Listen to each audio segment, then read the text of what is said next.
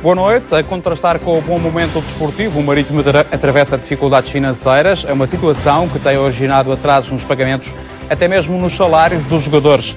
O presidente do Marítimo já admitiu o desconforto pelo estado das contas. Carlos Pereira é o convidado deste programa. Muito boa noite, Sr. Presidente. No início do mês revelou publicamente que o clube atravessa graves dificuldades financeiras. Agravou-se ou não o estado das contas do clube? Bom, em primeiro lugar, boa noite aos ouvintes desta entrevista. Agravar, não se agravaram. Agora mantém-se a situação difícil, e não podemos pôr só esta situação ao nível do Marítimo.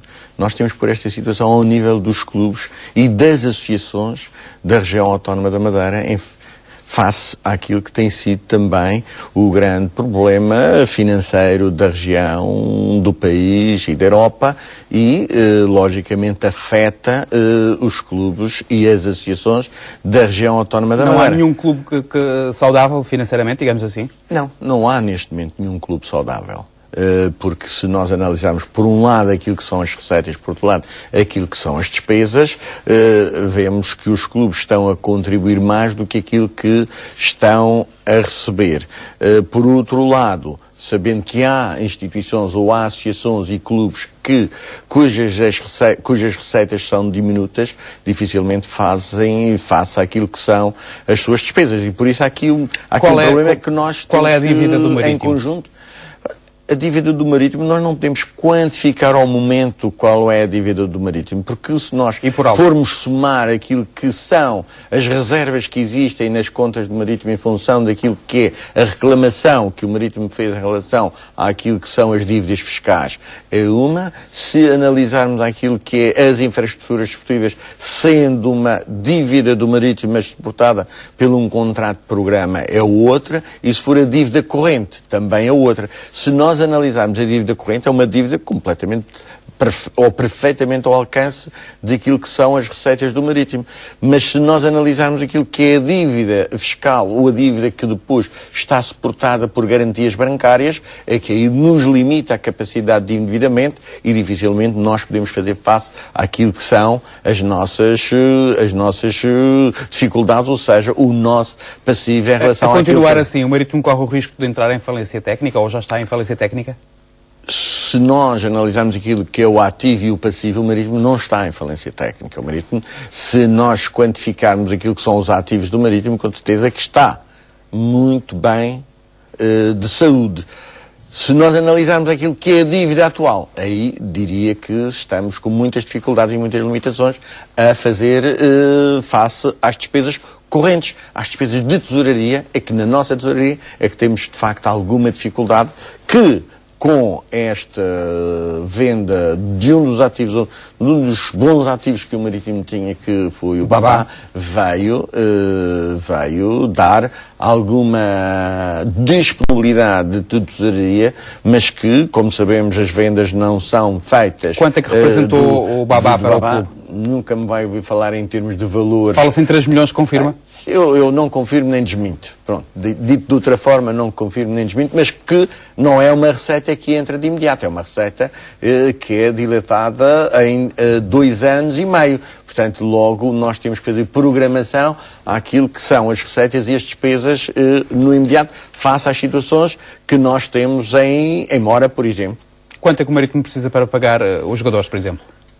O Marítimo precisa, dentro do seu orçamento, precisa de valores significativos e como mais uma vez não falo em números, porque acho que a vida das instituições não devem ser postas na praça pública em termos concretos e de números, mas é assunto de relatório e contas que é feito na instituição, numa empresa de contabilidade fora e com revisores oficiais de contas. Portanto, é uma empresa, uma sociedade anónima que tem que ser auditada e é auditada e é sempre presente. Mas qual é a razão que não quer revelar os valores? Não, porque são valores que são do foro interno das instituições e dos próprios beneficiários. Sabe, ninguém gosta de ver a sua vida na praça pública, nenhum atleta, nenhum fornecedor gostaria de ver, ou também nenhum cliente gostaria de ver o seu nome na praça pública, em termos de quer de dívida, quer de receita. Portanto, acho que isso é uma situação... O senhor chegou mesmo a passar um cheque sem cobertura, no valor de 130 mil euros. Esta dívida fiscal que pretendia saldar com este cheque já foi paga? Meu caro, há aí um pequeno equívoco em relação àquilo que se chama um cheque sem cobertura. O que eu disse à data, e que eu continuo a dizer hoje, é que é o momento para ser um cheque sem previsão. Portanto, é o momento para ser um cheque sem previsão. E denunciei-o publicamente, exatamente para que fosse tido em conta as dificuldades que as instituições desportivas estavam a passar ao momento. Portanto, foi uma forma indireta de chamar a atenção, é isso? É uma forma direta de chamar a atenção, porque ela efetivamente mas justificada aconteceu. Por um cheque, justificada por um cheque, porque garantia. Era obrigatório àquele dia fazer-se face a um pagamento. E àquele dia não havia de facto a provisão para esse cheque. O cheque não foi um cheque sem cobertura, foi um cheque ao momento sem provisão. E o cheque sem provisão aconteceu. E eu denunciei exatamente para chamar a atenção das dificuldades que as instituições, e chamei-o e denunciei-o exatamente porque tive o cuidado de tentar fazer o chamado encontro de contas àquilo que é o que se deve e o que se tem a receber, para que isso pudesse acontecer e evitava esta situação. Mas não conseguiu os seus objetivos? Não consegui os seus objetivos, mas consegui foi chamar a atenção que, em termos de futuro, terá que se pensar seriamente se, para ser uma pessoa de bem, a pessoa de bem é aquela que paga, mas que também recebe.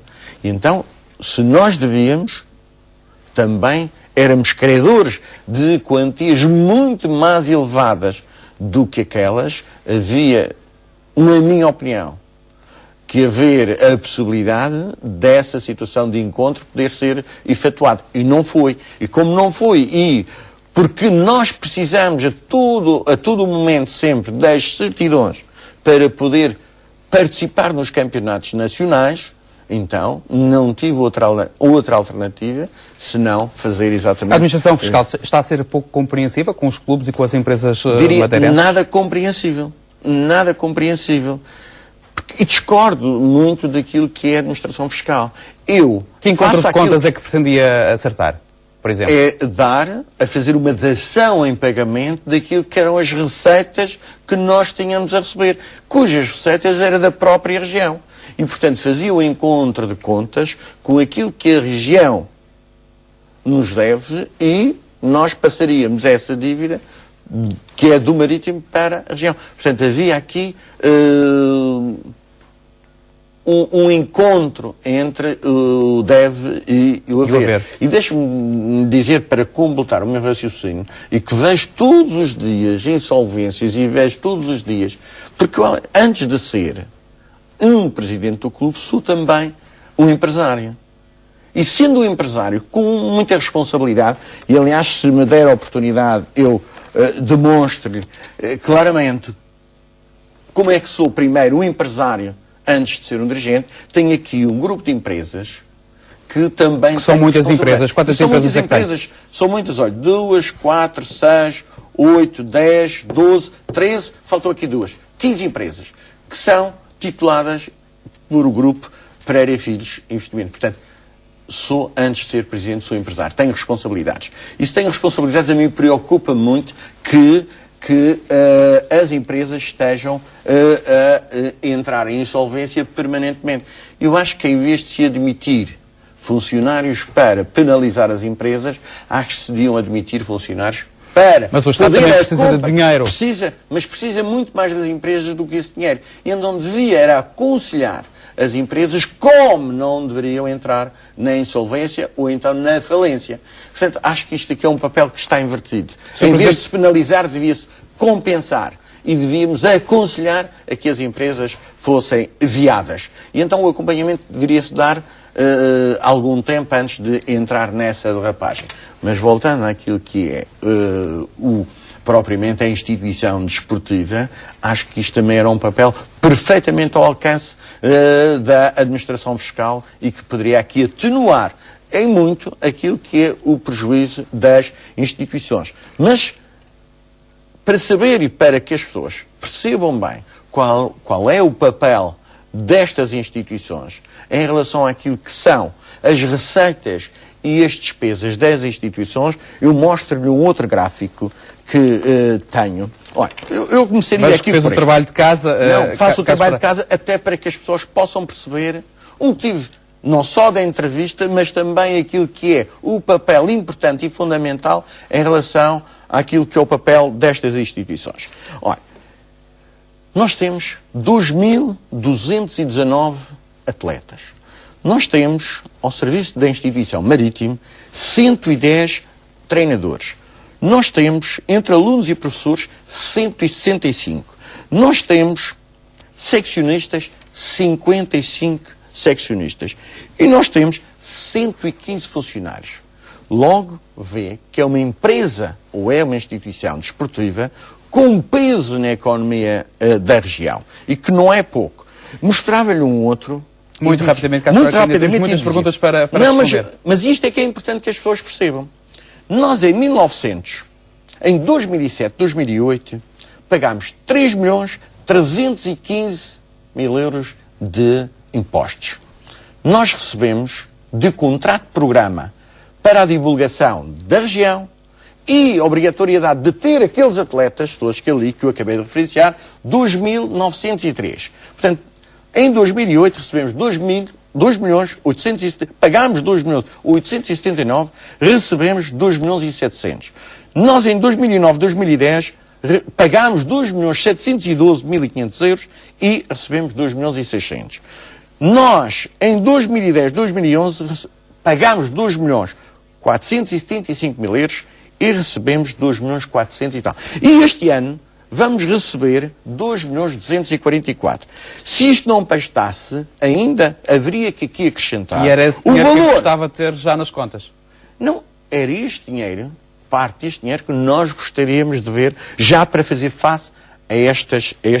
Mas se nós mostrarmos estes dois gráficos, onde está o envolvimento físico das pessoas e o valor pago, mas os jogos sociais, mais Totobola e Totoloto, mais os jogos online, mais os 500 minutos de televisão anual, que somam mais ou menos, que isto não é contabilizado, 9 milhões de euros, mais os jornais, veja lá que belíssimo negócio faz a região com estas instituições. Estamos a falar do marítimo, mas se pode falar também do nacional, que podem não ser valorizados, mas são muito aproximados a isto. Portanto, nós fazemos um papel empresarial e de retorno à região muito significativo, porque não só damos emprego, como geramos receita. Cá esperar. Portanto, o senhor já disse que o seu nome pessoal está, neste momento, a ficar no vermelho do Banco de Portugal. Alguma vez pensou que era melhor nunca ter sido Presidente do Marítimo? Deixe-me dizer de outra forma. Adorei ser Presidente do Marítimo. E vai continuar a candidatar-se? Começo a ter dificuldades em ser Presidente do Marítimo. Como também acho que vai ser difícil, ou cada vez mais difícil, que se consiga arranjar pessoas para desempenhar este papel. Repare que esta empresa desportiva, tem este volume de negócio, com todos estes aqui que aqui estão, seccionistas e dirigentes, completamente gratuitos. Gerir um volume destes com carolas, mas cujas carolas são tão profissionais ou mais profissionais do que estes funcionários que aqui estão, é difícil. Com estas dificuldades todas, cada vez... E com estas dificuldades todas, o Estado vai ter mais dificuldades em encontrar... Vai voltar a candidatar-se a Presidente do Marítimo? Claramente digo não. Claramente digo não. Tenho dificuldades em gerir e repare, não significa dizer que é por um momento difícil. Digo é que as responsabilidades que estão a ser atribuídas aos dirigentes esportivos responsáveis começam a limitar a haver pessoas disponíveis para estes cargos. Ser dirigente é um ato de coragem, é isso? É um ato de coragem. É um ato de coragem que merece ser louvado e não criticado. Merece ser louvado e não criticado. E quer dizer que o seu trabalho não está a ser reconhecido, é isso? Por quem? Eu não digo que ele não está a ser reconhecido. É que nos momentos em que nós mais precisamos Mas quando diz que merece ser louvado e não criticado... Não é o meu trabalho. É o trabalho dos dirigentes desportivos face ao papel que desempenham. É o recado que envia ao Governo, é isso? E não só. E não só. Porque nós também temos sócios, às vezes, que são críticos em relação ao nosso trabalho. E esse trabalho que, na minha opinião, para quem não é conhecedor das dificuldades existentes, pode pôr um tom crítico às situações por causa dos resultados esportivos, nunca pelos resultados financeiros, porque esses têm sido a mola que tem suportado toda esta infraestrutura, ou todo este edifício bem construído ao longo de 30 anos e que não se pode pôr em causa agora por, num curto espaço de tempo, podermos fazer ruir todo este edifício que foi bem construído. Sr. Presidente, a empresa AFAVIA moveu um procedimento cautelar contra o Marítimo por causa de uma dívida relativa a 2004 e à construção da segunda fase do Complexo Desportivo de Santo António. Como é que está este caso? Está numa fase de contestação, foi contestado por nossa parte, foi contestado também por parte da AFAVIAS. É uma situação que nós somos devedores diretos, mas que eu consideraria de indiretos, porque nós estamos suportados por um contrato de programa, cujo valor terá que ser bem analisado e o Tribunal... Não é aquele valor, 7,4 milhões de euros? Eu digo claramente não. O Tribunal irá decidir. Mais baixo? O que é que está eu acho que sim, eu acho que sim. Acho que ali está juros, atualizações de preço e uma série de revisões e tal, que ali está, que eu acho que... A empresa de um amigo seu ficou magoado com Avelino Farinha? Eu não posso estar magoado porque cada um defende os seus interesses. E porque o Avelino defende o seu interesse, o Marítimo defende o seu interesse, e eu não misturo a amizade com o trabalho, nem misturo a amizade com aquilo que é a instituição Marítimo. E como faço com a AFAVIAS, faço com qualquer um, até mesmo com as minhas empresas. A defesa intransigente de onde eu estou... Se tivesse recebido do Governo, teria pago à empresa Avelino Farinha? Diria de outra forma, não passaria sequer quase pelo Marítimo. Entrava diretamente na conta da AFAVIAS e a situação estava regularizada e este assunto não seria... Mas tem muito a ver com aquilo que é a interpretação, eu diria se calhar de uma outra forma.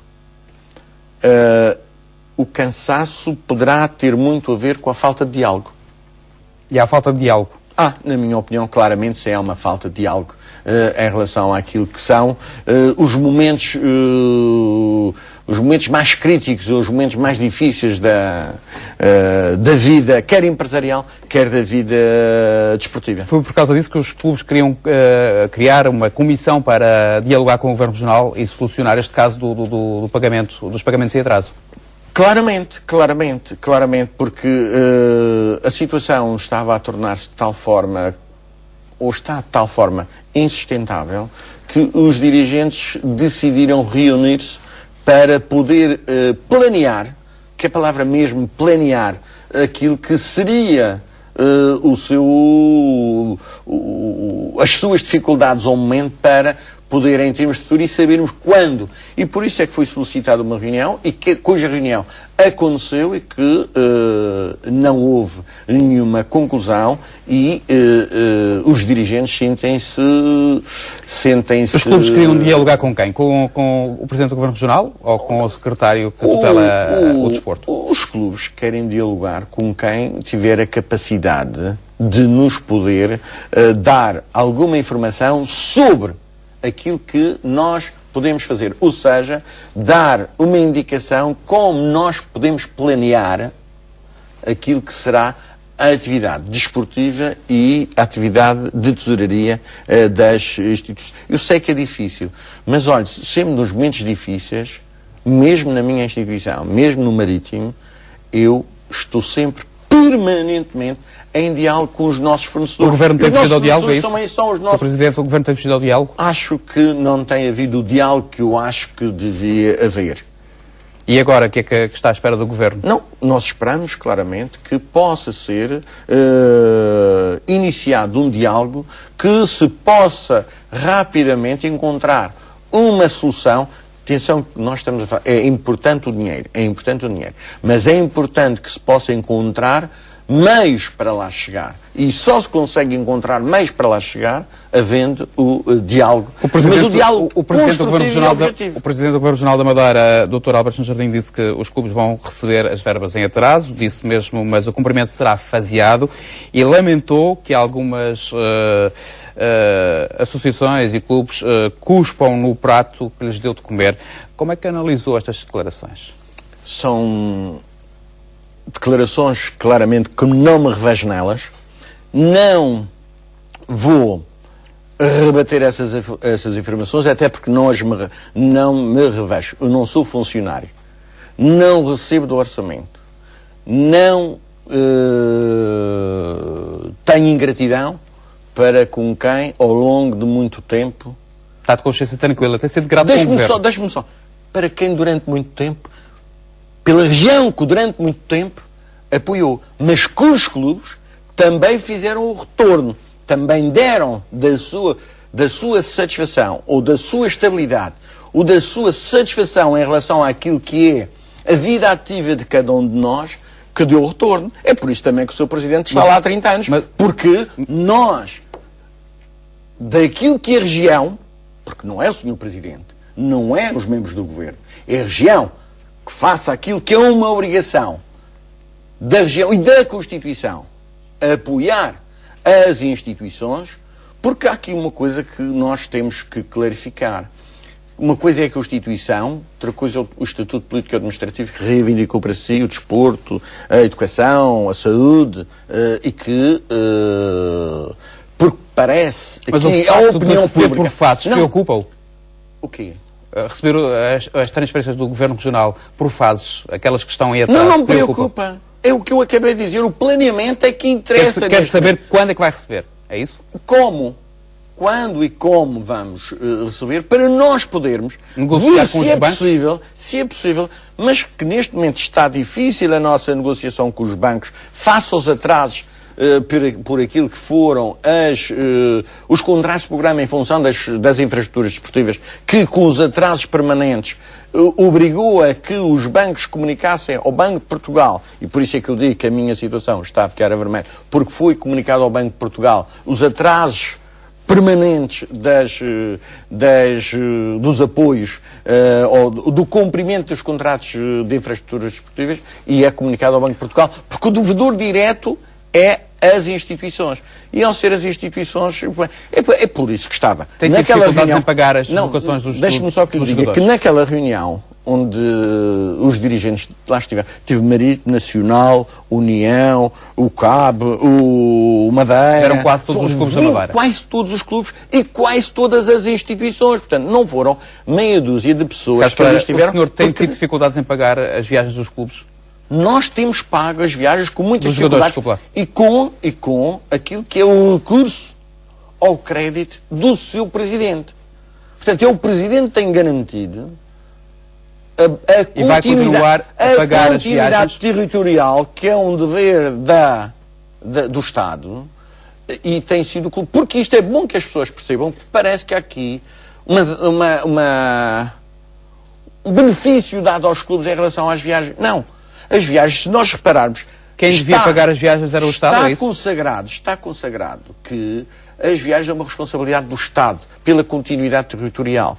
E, se nós analisarmos, os clubes do continente estão a viajar para a região. E os clubes da região não estão a sair para fora dela. Porque isto também são verbas que vêm do Orçamento de Estado, vêm dos jogos sociais e vêm do Totobola. Este fim de semana, todas as equipas do Marítimo vão sair? Não, claramente o voleibol não vai sair, porque é uma viagem... Não há dinheiro? Muito elevada. Não há dinheiro, porque é uma viagem que tem custos muito acrescidos para ir aos Açores. Portanto, e aí, como não há, nós temos que cortar em algum lado. E então vai ser, infelizmente, a equipa de voleibol que não vai viajar aos Açores por falta de verbas. E isto é uma obrigação. Portanto, está consagrado na legislação que é uma obrigação do Estado assegurar as viagens da região autónoma da Madeira e do espaço nacional para a região. É é uma obrigação do Estado assegurar. E por isso, acho que estas coisas têm que ser... Porque parece que é só a região que paga as coisas. Não. Paga a região e paga o Instituto de Desporto de Portugal. Também através da Santa Casa da Misericórdia, através dos jogos, são os valores de participação para as competições. Portanto, e isso Sr. Presidente, estamos a chegar mesmo ao final desta entrevista, mas Alberto Jardim, no dia 27 de janeiro, no dia em que apresentou o plano de ajustamento financeiro para a Madeira, falou das privatizações e da intenção do Governo em alienar a participação que tem nas SADs desportivas. O Presidente disse mesmo que, ao contrário de outras empresas regionais, as sociedades anónimas podiam ser vendidas a pataco. Como é que entendeu estas declarações? Entendi que é uma obrigação que parece que está na obrigatoriedade daquilo que é o acordo de Troika e que obriga a que essa alienação seja feita. Mas, no entanto, nós não sabe da intenção do Governo de alienar a participação que tem no Marítimo. Posso lhe dizer que nós estamos bem como estamos, porque estamos igual aos outros, estamos com dificuldades igual aos outros. No momento em que ela for posta na mesa, com certeza que analisaremos à data e saberemos definir aquilo que de melhor for para as instituições. Portanto, é um assunto que... A SAD do Marítimo está a pataco? A SAD do Marítimo não está a pataca. Isso é uma força de expressão. Primeiro, há um primeiro princípio que é analisar o balanço, o relatório de contas. E face àquilo que é as responsabilidades da SAD, exatamente também as responsabilidades que tem para com a administração fiscal, em primeiro lugar, com os seus fornecedores e ver o que é que resta entre o ativo e o passivo. As obras do Estado dos Barreiros estão paradas, quando é que vão ser retomadas? Não faço a mínima ideia quando é que vão ser retomadas. Lamentavelmente, hoje vejo um artigo de um senhor que se parece muito entendido, não sei aquela voz de quem é, acho que lamentavelmente também é comentador, mas que lamentavelmente não percebe nada e que quer fazer da sua opinião uma opinião vinculada. É um assunto que foi já debatido com o senhor secretário.